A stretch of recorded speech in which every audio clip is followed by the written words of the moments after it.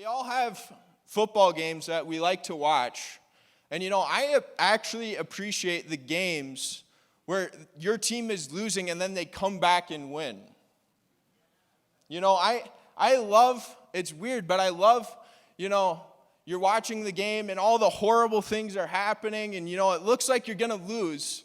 And then somehow, your team ends up coming back a little bit. And then Aaron Rodgers just throws a dime, right, to Hail Mary, touchdown. We win the game.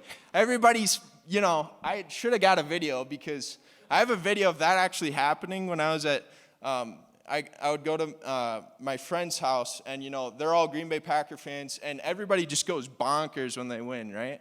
We can be loud in church, too, because we got greater news than winning a football game, that Jesus Christ has died on your behalf.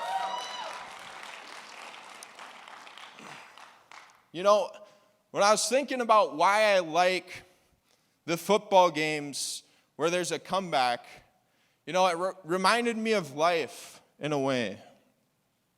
Because, I think of the football game, it often resembles life, that there is a battle that is going on, that there is spiritual warfare going on.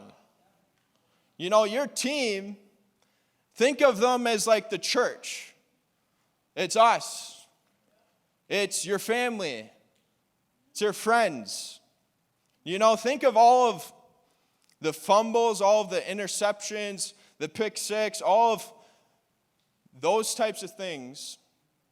Reminds me of the tough things in life. Things that may be your fault or someone else's fault. But that's what I love about a team, is that the church is a team.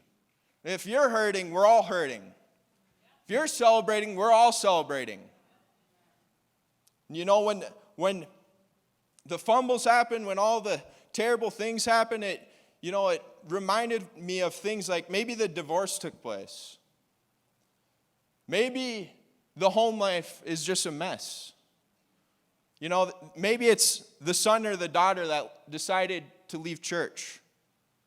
Maybe it's the addiction that came back. Maybe it's that family member that you lost unexpectedly. Maybe it's someone else got the promotion, somebody else got the job. When bad things happen, how often does it feel like, man, it just feels like the game is over, like life is just over?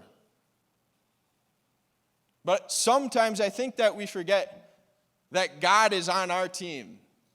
And in this game called life, when we were behind, when there was nothing that you or I could do to get ahead, that God came in the form of a man and sent his son for you and I, so that you and I could be the righteousness of God in Christ Jesus and now have salvation available to us.